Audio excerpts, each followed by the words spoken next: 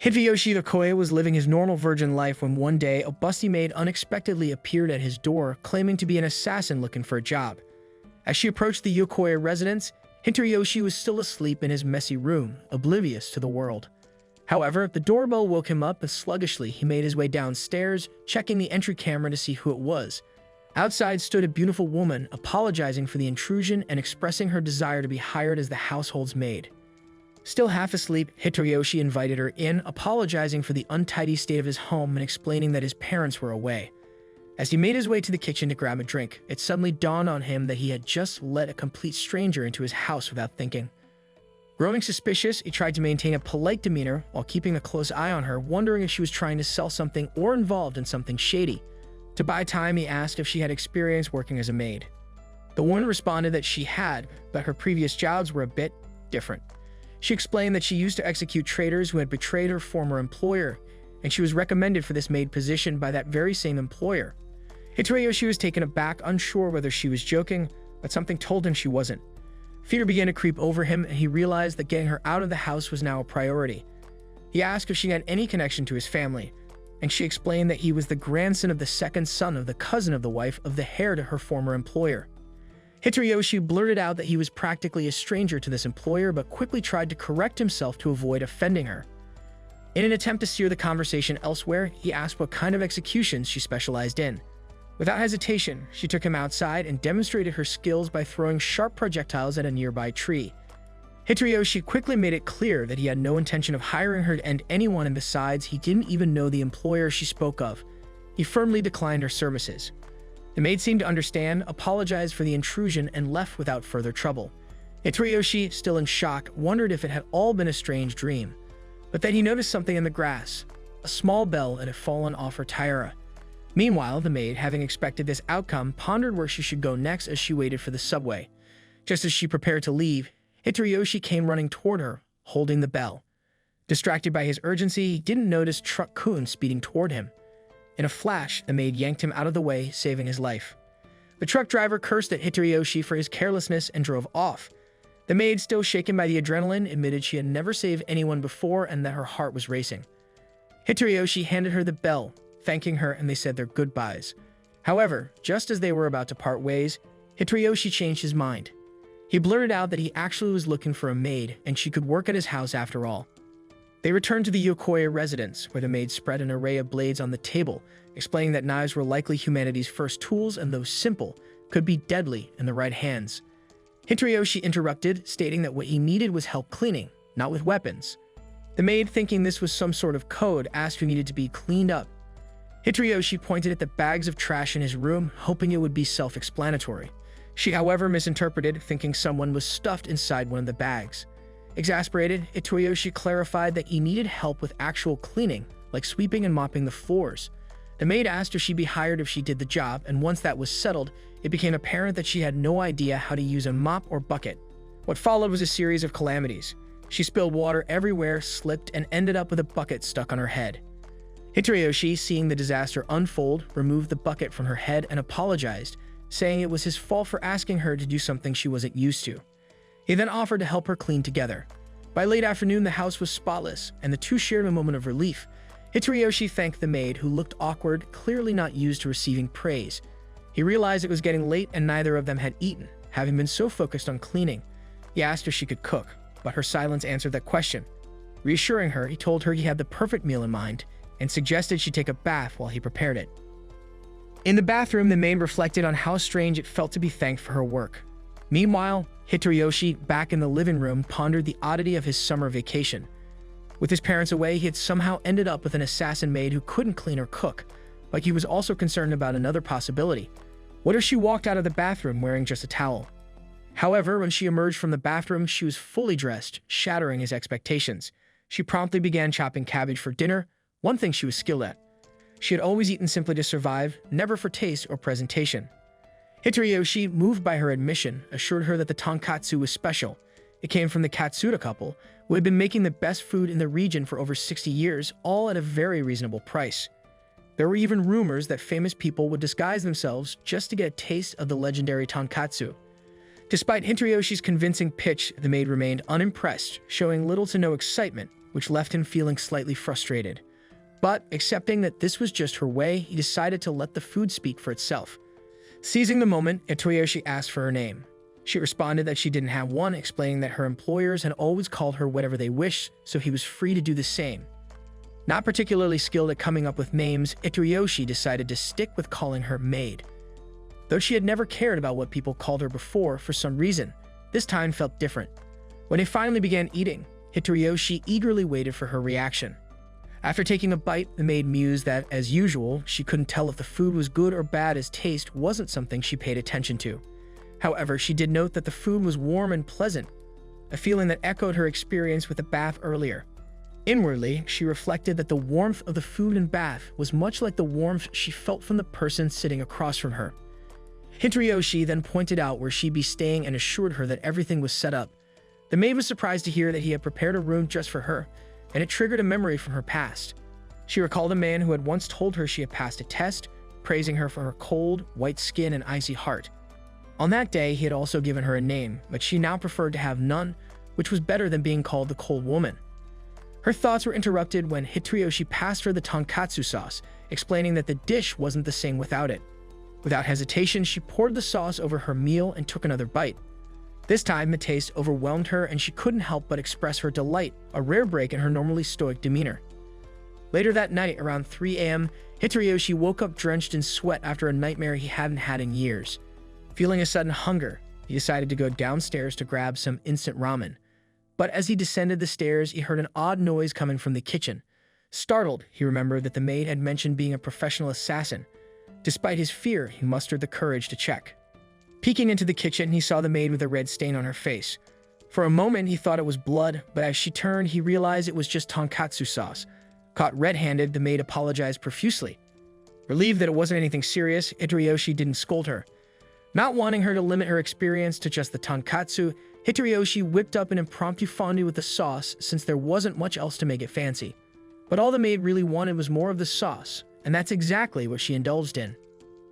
After the meal, she asked if Hitoyoshi had a nightmare, having overheard him moaning in his room. Worried he might be dangerous like her, she admitted to entering his room and found him calling out for his mother repeatedly.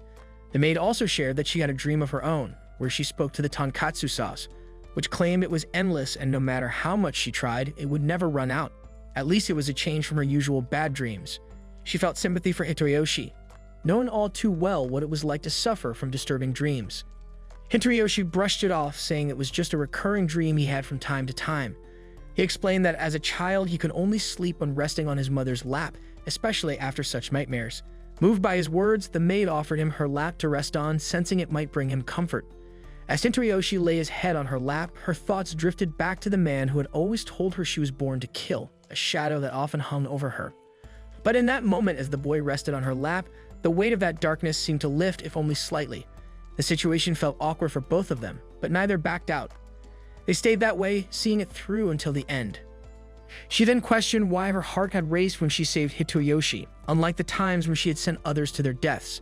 She couldn't understand why her body had moved instinctively to protect him. The next morning, she slashed through the trash before bagging it. When Hitoyoshi asked why, she explained it was to save space, which impressed him. Suddenly, they discovered a small dog abandoned in front of the house, accompanied by a note from a broke man, mistaking Hitoyoshi for someone wealthy, thinking he would take care of it. Though reluctant, Hitoyoshi didn't want the dog to end up an orphan like you.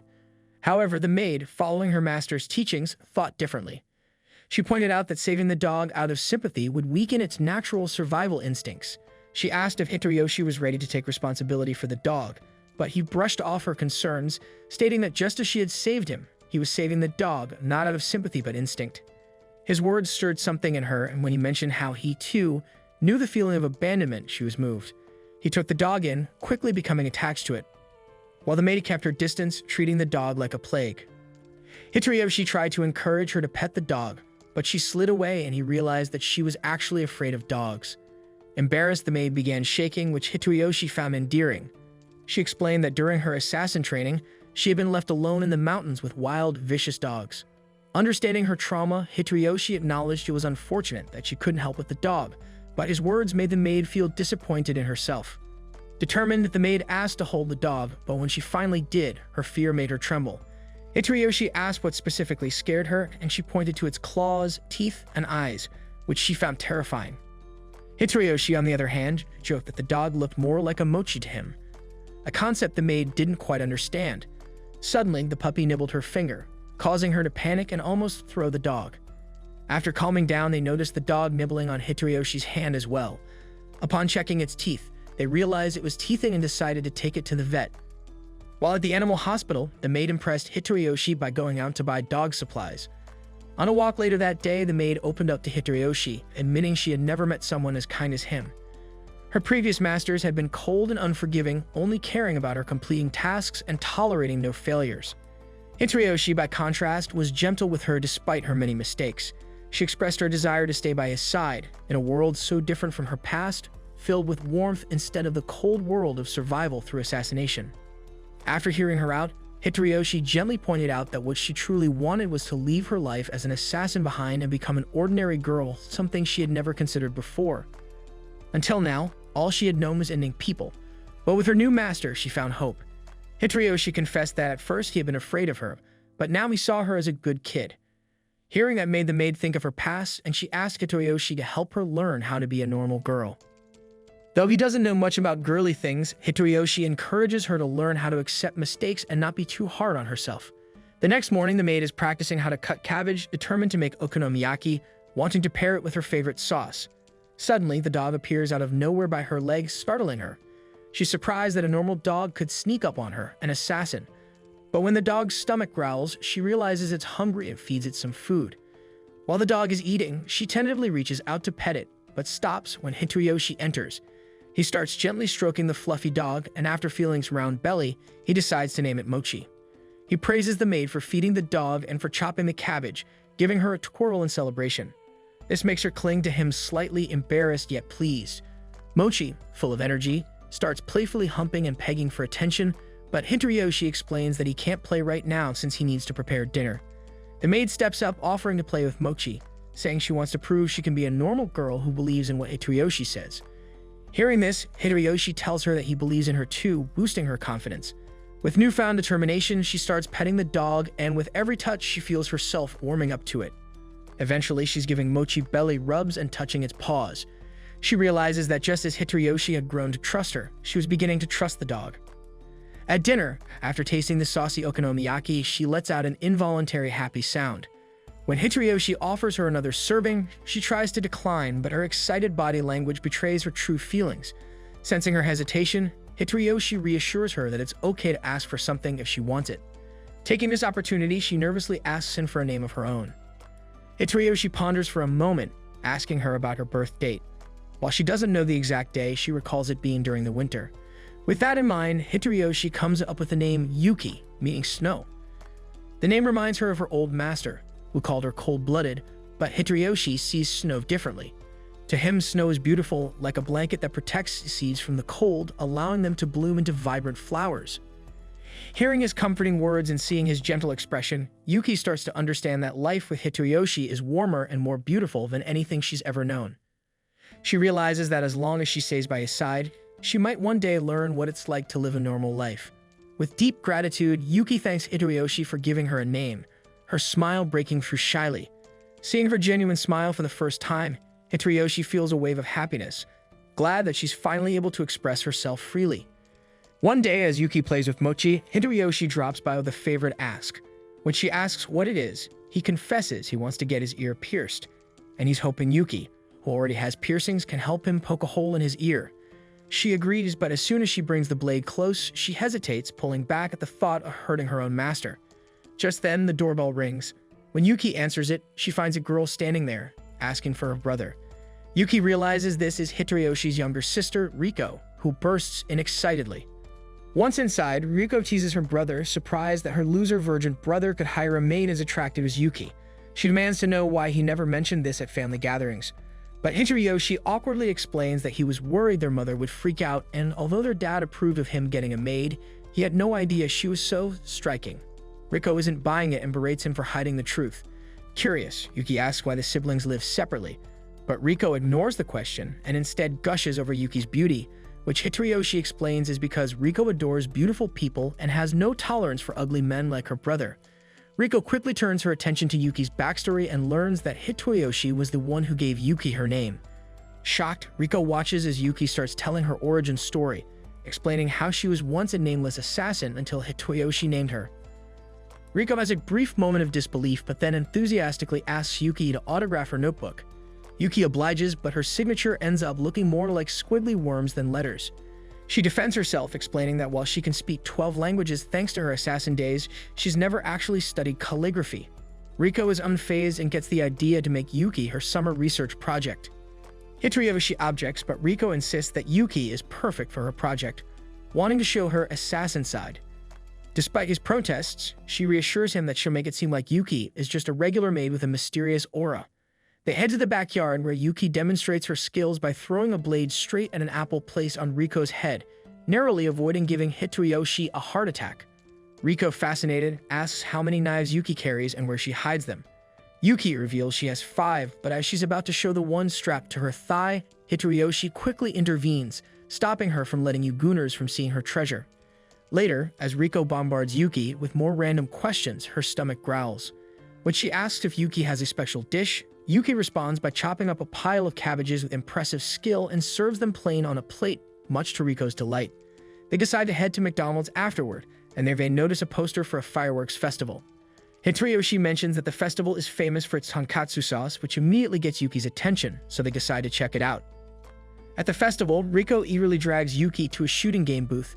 Despite her enthusiasm, Riko struggles and misses every shot. Yuki takes her turn with confidence but misses as well, admitting that shooting has never been her strong suit. They move on to a goldfish catching game, where Yuki channels her inner focus, managing to scoop up plenty of fish. Impressed, Riko asks Yuki to teach her, and Yuki patiently shares her technique.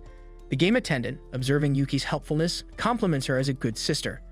Afterward, they buy the good stuff, which Yuki has been excited to try.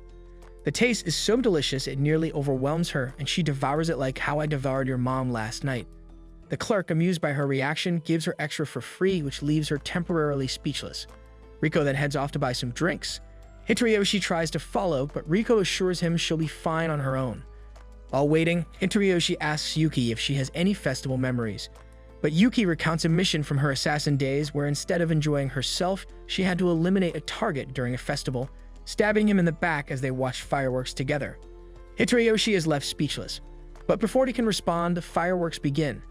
Yuki gazes at them in awe, captivated by their beauty. Riko then returns with drinks, declaring that summer festivals are the best, and Yuki smiles in agreement. On their way home, Riko jokingly scolds Yuki for eating so much sauce, warning her that she might get as big as your mom. Suddenly, they hear someone shout about a robbery, and a motorbike whizzes by, nearly hitting Yuki. Acting swiftly, Yuki pulls Riko out of harm's way, and Riko, flustered, reacts to being saved like a princess. Hitoyoshi, however, is annoyed at the spilled sauce, muttering that the robber deserves to meet his fate. Yuki takes his words literally and charges off after the thief. Seeing her in action, Riko follows along, eager to witness Yuki take action. As Yuki leaps across rooftops, Riko and Hitoyoshi chase her, eventually taking a shortcut to catch up. Where they finally spot the thief, Yuki gracefully throws a knife at his tires, stopping him in his tracks. As she approaches him with a fierce look, Hitoyoshi quickly shouts for her to stop. She obliges, flicking the robber's helmet as a minor punishment before announcing that she's hungry again. Laughing, they decide to buy more sauce and leave the robber, who is now so shaken he willingly turns himself in. After grabbing some extra food, they head home, and Riko excitedly talks about showcasing her summer project featuring Yuki to her class. This confuses Yuki, who then asks what school is. Riko explains it as an amazing place for learning, but is interrupted by a text from her mom saying she's made beef stew. Riko rushes off, and Yuki, noticing her eagerness, finds it endearing. The next day, Yuki tells Hitoyoshi she wants to experience school for herself.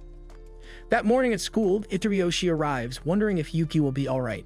His friends approach, chattering about a rumor of a busty big gyat made in town, causing Hitoyoshi to spit out his drink in shock. He tries to brush it off, but then the teacher introduces a new student, Yuki, stepping into the classroom with confidence, much to his surprise. This then marks the end of today's anime recap. If you enjoyed the video and want more of it, please support the channel by leaving a like and subscribe. Let's help us reach our current goal of 20,000 subscribers.